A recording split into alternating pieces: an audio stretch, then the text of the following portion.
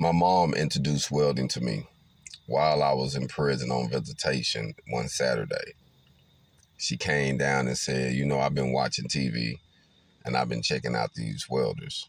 You should think about being a welder. And I was like, Mama, why you say that? She said, well, they make a lot of money. They can travel. You can own your own business. You can teach it. There's a lot of stuff you can do with that welding. They talk about they making $100 an hour.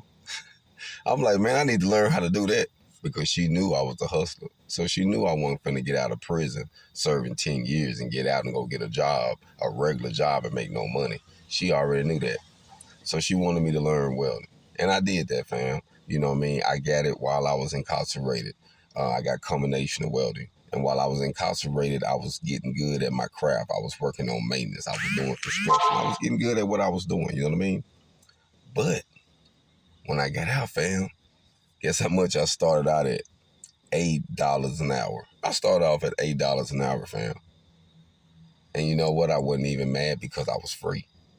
And 2 weeks later, I got a raise to $10 an hour. And I thought that was cool.